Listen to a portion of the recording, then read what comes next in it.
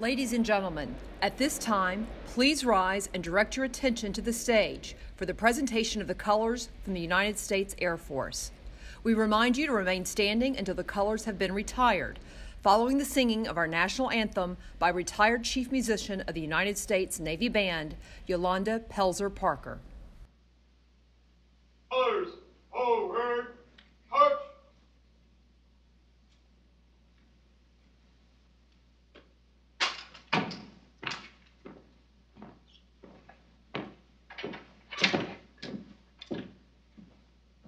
Colors, halt, freeze, head, arms. Oh, say, can you see by the dawn's early light what so proudly we hailed at the twilight's last gleaming, whose broad stripes and bright stars through the perilous fight o'er the ramparts we watched were so gallantly streaming, and the rocket's red glare, the bombs bursting in air, gave proof through the night that our flag was still there. Oh, say does that star-spangled banner yet wave o'er the land of the free and the home of the brave? Right, colors, colors.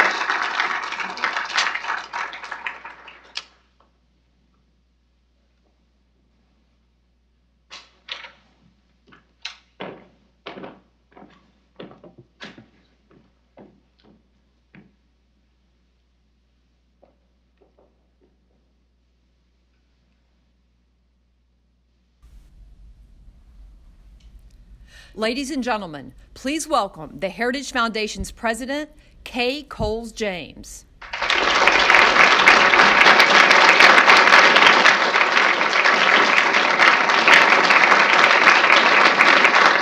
Good morning. Please be seated. As Mr. Rogers would say, it's a beautiful day in the neighborhood.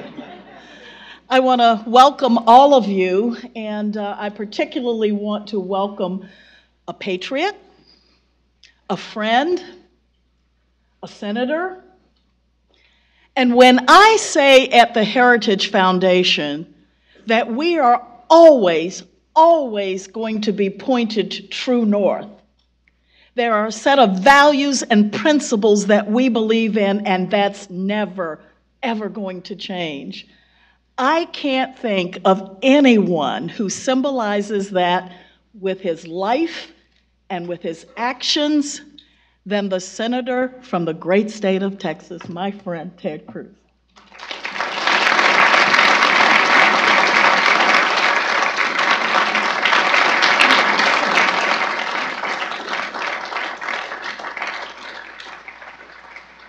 Well, thank you so much, Kay. God bless you. Thank you for your strong leadership here, and thank you for the incredible legacy that Heritage has had and will continue to have for many, many decades to come.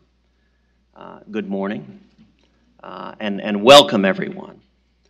Today we're here to dedicate a new building, but we're also here to celebrate the life and the legacy of E.W. Richardson, a man who exemplified the greatness of the greatest generation, and to thank his family, whose wonderful generosity on behalf of his ideals has made this Headquarters for Freedom a reality.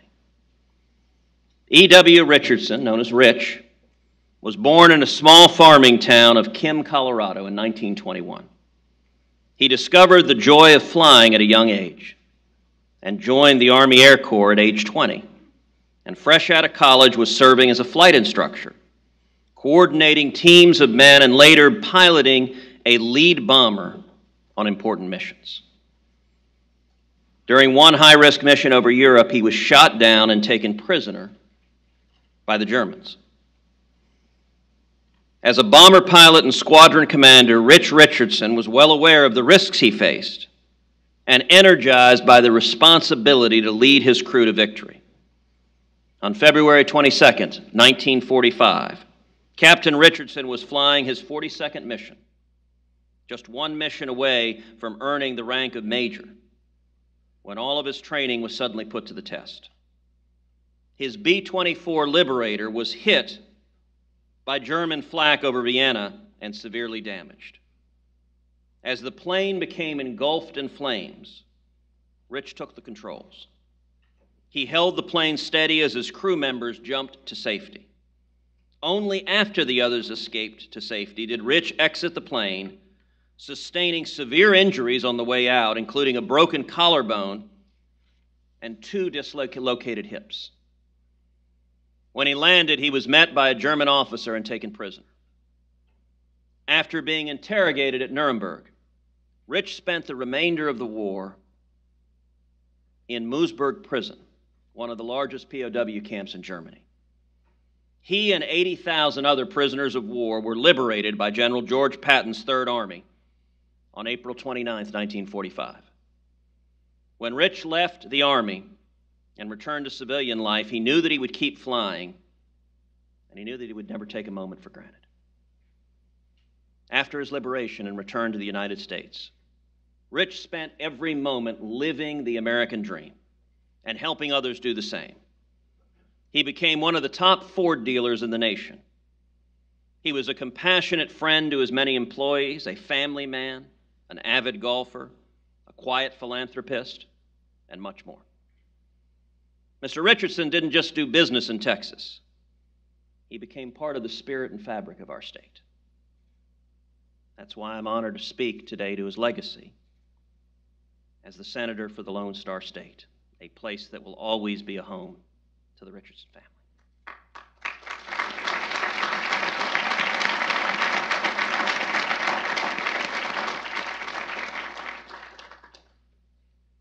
His belief in giving back lives on in the philanthropic spirit of his wife, Barbara, and Dr. Patrice K. Richardson, his daughter.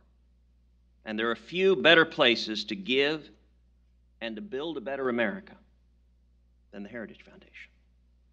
Free enterprise, limited government, individual freedom, traditional American values, a strong American defense.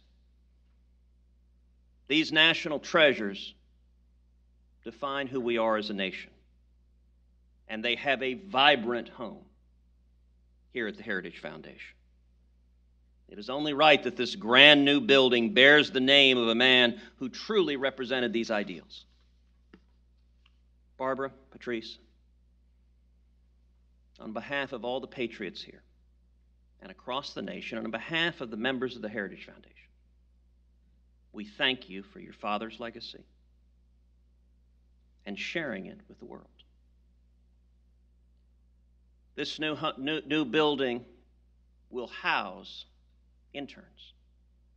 We'll train interns, young men and young women, just starting their careers, coming to Washington to learn how to fight for freedom, to learn how to fight effectively for freedom, to learn how to win. And it's worth pausing to reflect for a moment, to look forward and imagine 10 years from now, 20 years from now, 30 years from now, 50 years from now, the leaders who will have come through this program, who will have started learning about the principles of liberty, learning about the Constitution, learning about what makes America free and great, and then what they will go on to do. This is an investment in the future of our nation. It is an investment in ensuring that not only ourselves, but our children and our children's children remain free. and we are grateful for the generosity, friendship, and leadership of this wonderful family. God bless you, and we are proud to welcome this new building. Thank you.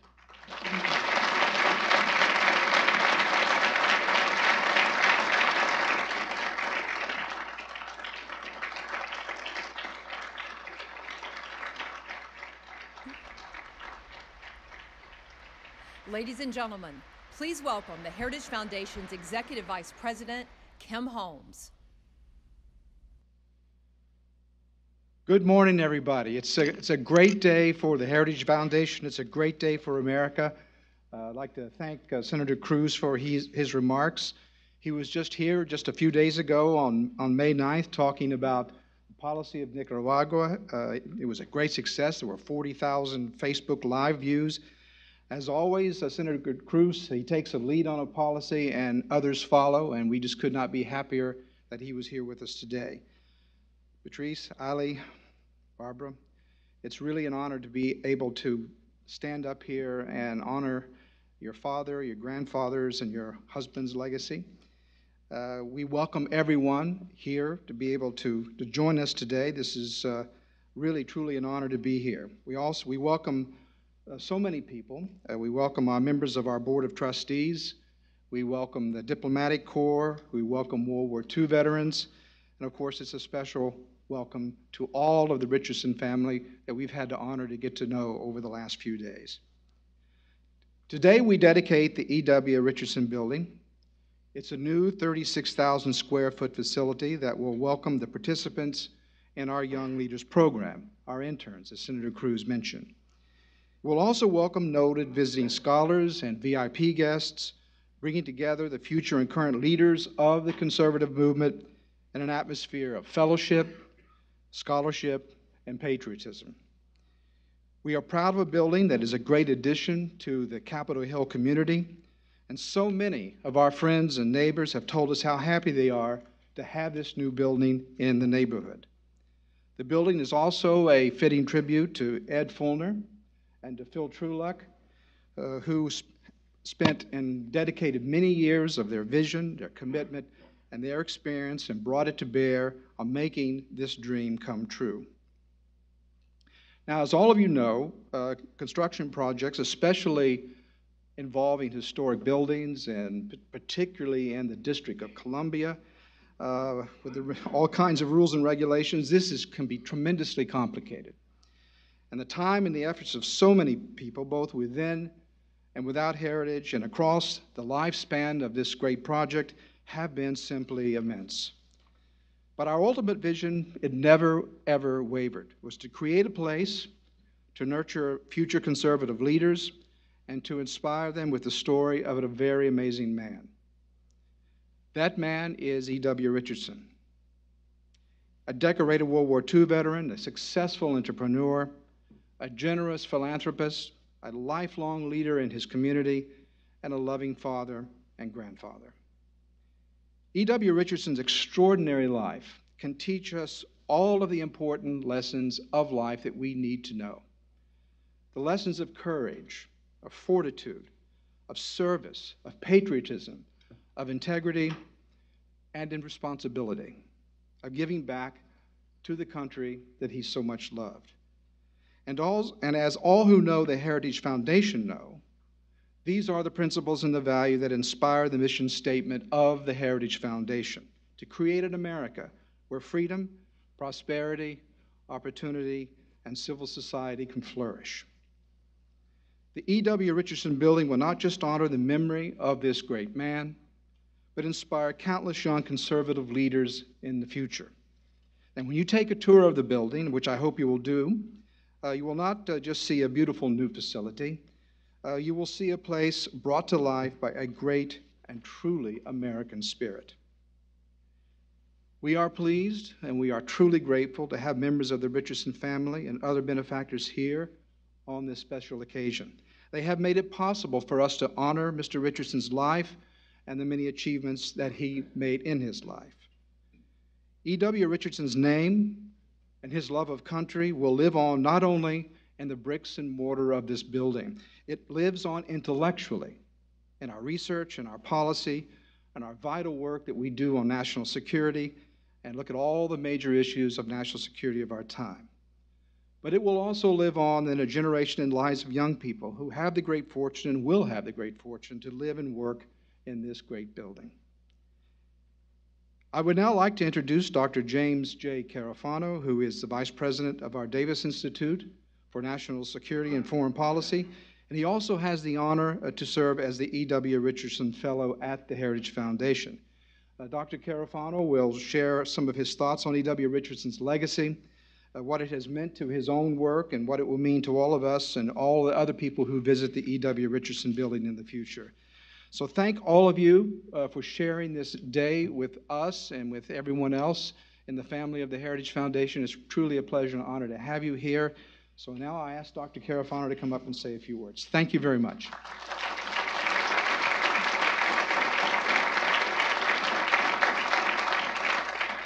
Well, as long as I have the microphone, if you want to, I did want to say, if you want a reason to understand why you should invest in the Heritage Foundation, all you have to do is look at Kim Holmes. For 15 years, this guy has been my friend and my mentor. I mean, people like him that live in this place, who fight every day to make this country free, safe, and prosperous. It's just an honor to know him. Thanks for me up here. You know, EW would not want us to be here without recognizing who brought us here. And so I want to read a prayer. EW didn't write this prayer. It was written by, yeah, it was written by Captain Herbert Bloch, but as I understand, every time EW got behind in the cockpit there, and he had 9 lives behind him, and he was going into harm's way, that he would read this prayer before he went on a mission. So if you would join with me in bowing your heads. O God, thou who has created the heavens and the earth, and in thy natural way has made it possible for man to sustain himself in flight through the air, we ask again thy blessings on these men as they go out to fly high in the sky. Grant them courage to do a good job. Protect them against the assaults of the enemy, and may their faith be their unfaltering in thee. We pray it so in the name of him who has given us power over all things of the earth, through Jesus Christ our Lord. Amen. You know, Rich would be the first guy to stand up and tell you that his was not the greatest generation. It's not. Every generation of Americans is the greatest generation. From the guys that froze their butt off in Valley Forge to kids that are walking around in Afghanistan today, they're all great. Every one of them, men and women, put their lives on the line for you. But Rich's generation was the generation that was called to arms at America's greatest hour of need. And if they had not done their duty and won that day there, we would not be sitting here having a conversation about the future of freedom. Now, not only is Rich gone, but most of them are gone. But not all of them. And we have one World War II veteran here today that I would like to introduce you to. Colonel Darrell Smith entered the U.S. Air Force the Army Air Force in 1943. And he, like Rich, was a B-24 Liberator pilot. He, like Rich, flew at the great 15th Air Force. He, like Rich, flew out of southern Italy on really some of the most daring and dangerous bomber flying in the history of air warfare. And he, like Rich, had good days, and October 13th, 1944 was not one of them. Colonel Smith's plane was hit by German aircraft artillery fire. Unable to get back to the base, the crew bowed out. He was the last one out of the plane. He was captured and was a prisoner of war until he was liberated in 1945, when the Russians overran the compound and liberated him, and thankfully gave him back to us, which was kind of nice. You know, Rich went off and did amazing things. Colonel Smith went on to serve 32 years in the American Air Force. He was married for 73 years. He raised 3 children. He is the grandfather of 12. He is the great-grandfather of 7. He is the great-great-grandfather of 2, the recipient of the Legion of Merit, Purple Heart, Meritorious Service Medal, and Air Medal with 2 oak leaf clusters. Ladies and gentlemen, please join me in saying thank you for your service to Colonel Smith.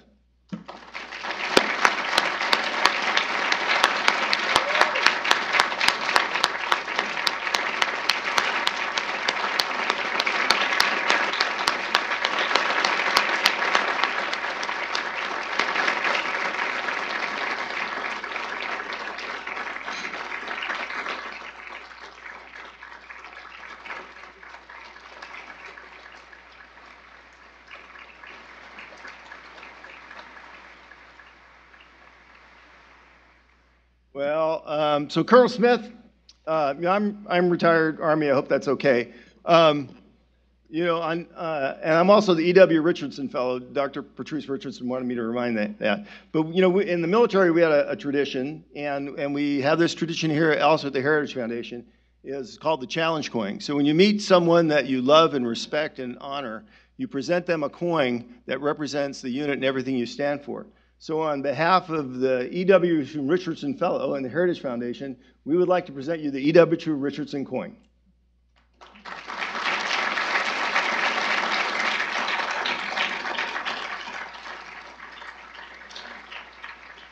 I just really briefly, I know we've talked a lot about Rich's service, but you just have to pause and think, if you're 18 years old and you're wearing a uniform, and I was one of them, you think you're going to live forever.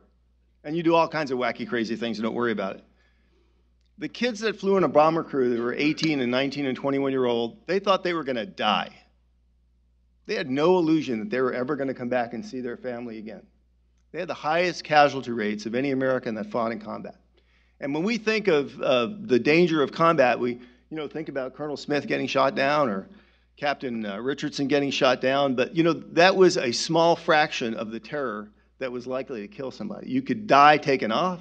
You could die trying to land. You could die bumping into another plane. You could fly into a mountain.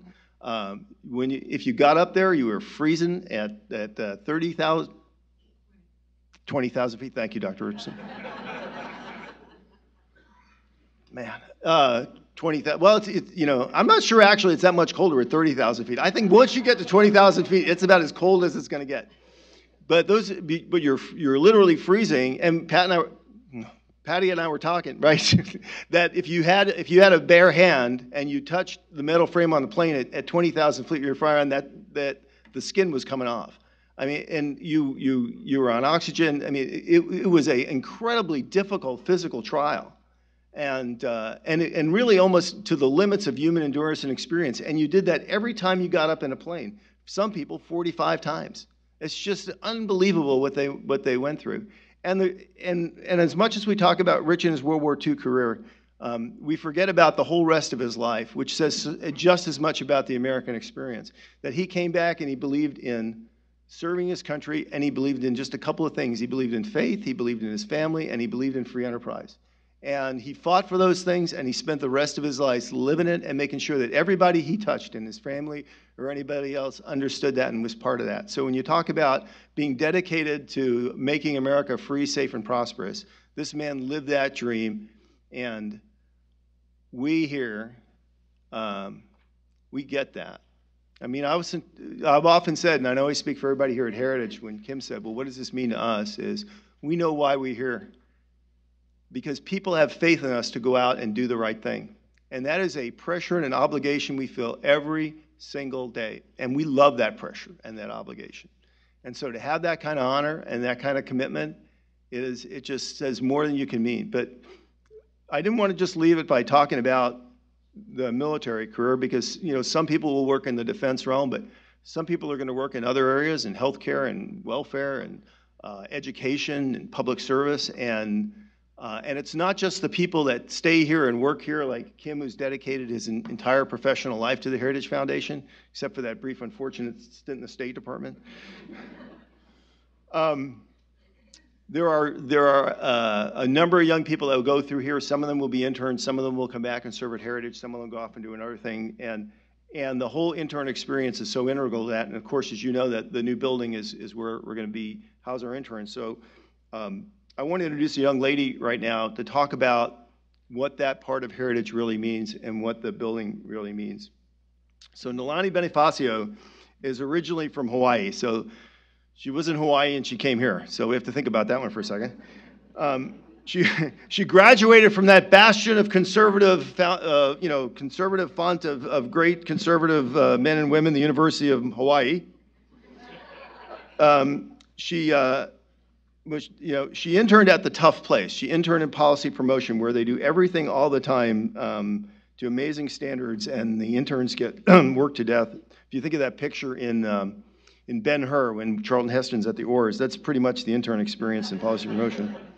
And she lived in the Johnson Building during her internship. She currently works for the House Republican Study Committee as a professional policy staffer, and her portfolios include education, labor, transportation, infrastructure, and natural resources. So we've asked her to come talk for a few minutes about her experience at Heritage. So please join with me in welcoming her to the stage.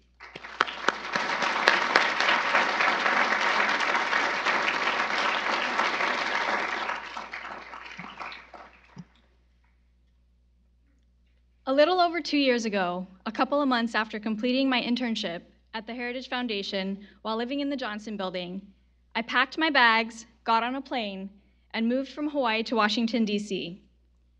I had no job and no idea where I was going to live. It was one of the most terrifying things I had ever done, but I never would have had the courage to do it if I didn't have the opportunity to live and work in the same neighborhood that I ended up moving to 6 months later. I participated in the Young Leaders Program as a recent college graduate. I had been working in the Hawaii State Senate and was finding it difficult to make the transition to Washington, D.C. Coming from Hawaii made participating in a DC internship a little more difficult than for the average intern. Taking an internship almost 5,000 miles away from home in an area that I had no family was definitely a challenge. But because of the Heritage Foundation's prominent reputation in the conservative movement, and because Heritage is one of the few DC internships that provided housing to its interns, it was an easy decision. Interning at Heritage and living in the Johnson Building was an unforgettable experience. The Young Leaders Program is unparalleled in terms of DC internships. Not only does it prepare you for a career in DC and the conservative movement, but it opens countless opportunities for young conservatives. One of the most valuable things about the Young Leaders Program was the opportunity to get to know the country's future leaders in the Johnson Building. The interns built a community like nothing I'd ever experienced. We explored the city together, many of us for the first time, and every week we would host potlucks and get-togethers we called Sundays on Sunday and Flapjacks and Freedom. The people I met in the Johnson Building were my first and closest friends in DC, and are people that I remain in contact with today. In fact, last summer we had a small reunion when 2 of our fellow interns who met during our internship were married in Arlington. It is because of my experience at Heritage and the Johnson Building that I was able to begin my career in the conservative movement in Washington, D.C. with the House Republican Study Committee. During my internship, my supervisor introduced me to the Republican Study Committee's executive director. Shortly after I moved to DC 6 months later, he hired me as RSC's staff assistant, despite having no Hill experience.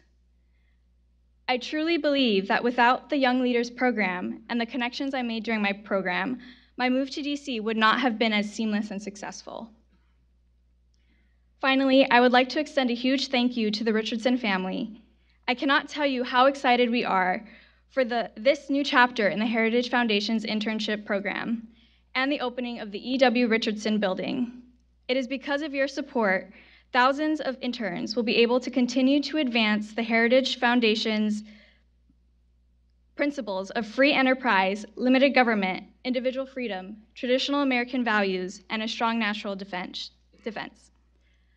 I look forward to working with this community of future leaders and all those who make the Young Leaders Program possible for young conservatives like myself. Thank you.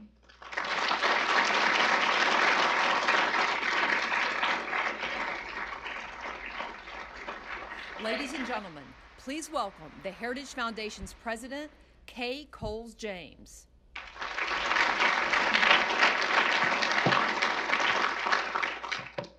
Extraordinary. Extraordinary. What a day. The emotions are running so high here, full of love, full of appreciation and excitement about the future. Not since 1983, when we cut the ribbon for our 214 building, has the Heritage Foundation celebrated a moment quite like this. Today, we've opened the doors not only to an exciting future, but also to a remarkable past. The life of E.W. Richardson was one of extraordinary courage, optimism, integrity, and generosity. He is the quintessential member of that particular greatest generation. A valiant airman, a brave POW, a bootstrap businessman, and a pillar of his community. In short, Rich is an American success story, and he's one that every single American should know. And now we have the privilege of sharing his story every year with nearly 200 conservatives as they live in the building that bears his name. Our interns represent America's next generation of leaders. And as such, they have much to learn from Rich Richardson. In fact, their purpose here is the very essence of a Ronald Reagan quote that if you've ever heard me give a speech, I always use it. So here it goes again. Freedom, President Reagan said, is never more than one generation away from extinction. We didn't pass it to our children in the bloodstream. It must be fought for, protected, and handed on for them to do the same. Or one day we will spend our sunset years telling our children and our children's children what it was once like in the United States when men were free. Like you, and like our honored World War II vet here today, we have no intention of doing that. We are going to take on our mission and our challenge and our charge. And we are going to ensure that every generation that walks through these doors knows the life and legacy of E.W. Richardson and every single person who has fought for our freedom. The building itself is a key weapon in the arsenal that we've assembled to do just that. And that's why I think it was fitting that Noelani and Senator Cruz both spoke this morning, because it is very important about what the Richardson Building means to both of them. Noelani is a graduate of our Young Leaders Program and represents the caliber of the more than, wait for it, 4,000 wonderful young people, young men and women who have participated in the Heritage's internship program.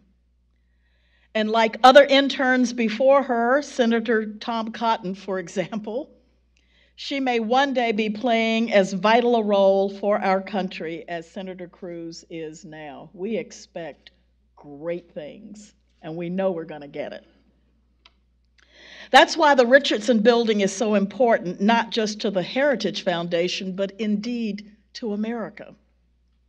The young leaders who will live and train there will gain valuable experience and make those lasting friendships. They will learn about conservative solutions and the importance of always standing firm and pointing true north. In this way, the Richardson Building is so much more than a structure. It is a springboard for America's next generation of leaders. And with the knowledge and skills they gain while here, they will take up the fight for freedom, prosperity, opportunity, and a flourishing civil society. The Richardson Building is also a powerful demonstration of heritage's presence in this city. It's true that you can look out our windows and see the Capitol, but I prefer to think of it the other way around.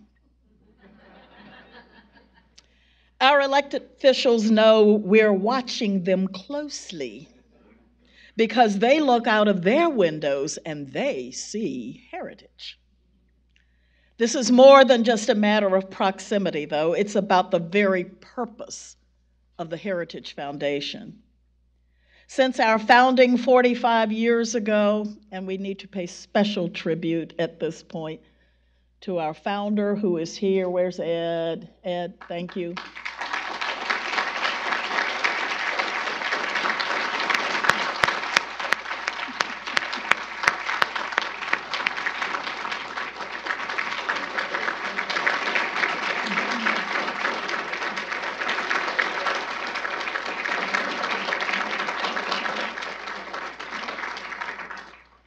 And his sidekick, Phil.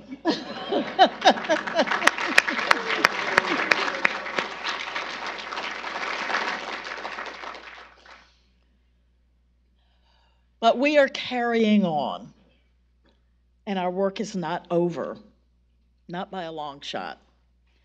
We are engaged in a battle against a very determined and very well-resourced foe.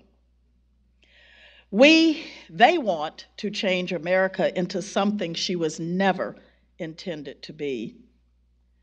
And they might succeed if we don't fight every single day of our lives for the conservative movement and this country that we all love so very much. But today, our base of operations expands in a meaningful way. We are bigger, we are stronger, and we are determined, more determined than ever, to win this battle and save the nation that Abraham Lincoln correctly called the last best hope of earth. And so I would like to ask everyone here to join me in thanking not only the Richardsons, but all of our wonderful supporters. On the back of your program is the list of those who made this building a reality. Please take a minute and look at that. I'd especially like to thank those donors who have taken time out of their busy lives to join us for the dedication today. And would you please stand as I call your name? Wendy Damron.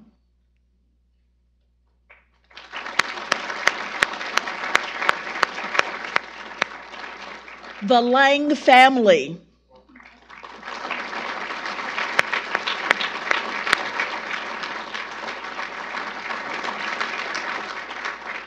George Mayer.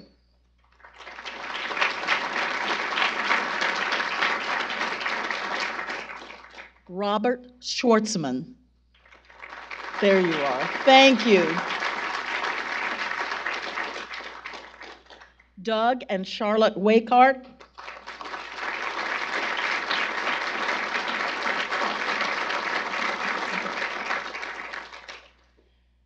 And last but not least, the Richardson family.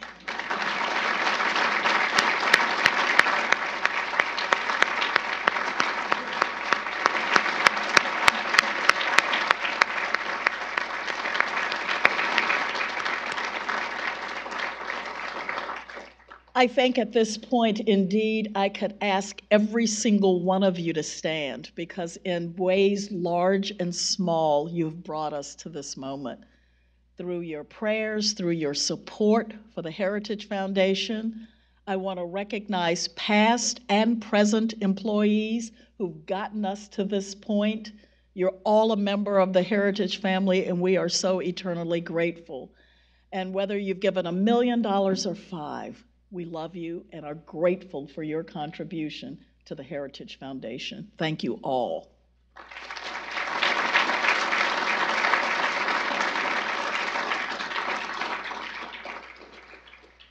And now I'd like to ask the Richardson family to join me, and I dare not call names because there's so many of you, to join me on the stage for a small, small token of appreciation. Would you join me?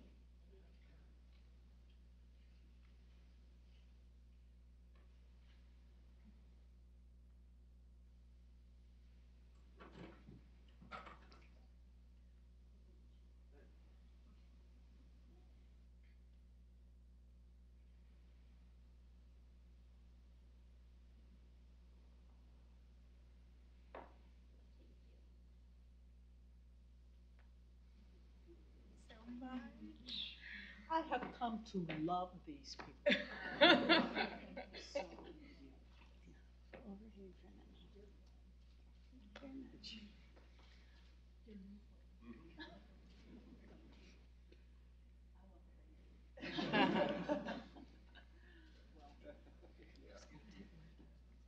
And I don't think I overstate it when I say, on behalf of a grateful nation, and on behalf of every intern, present and future, we are grateful to you and will honor the memory of E.W. Richardson for generations to come.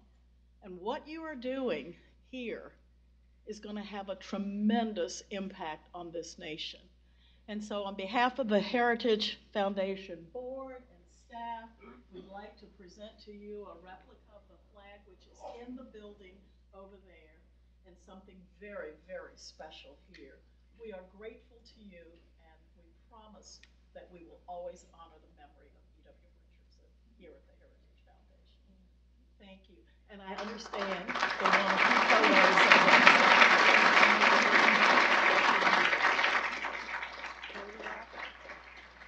I won't ask you to go. Okay, so we're going to look right over here. Skinny lens. A little closer here.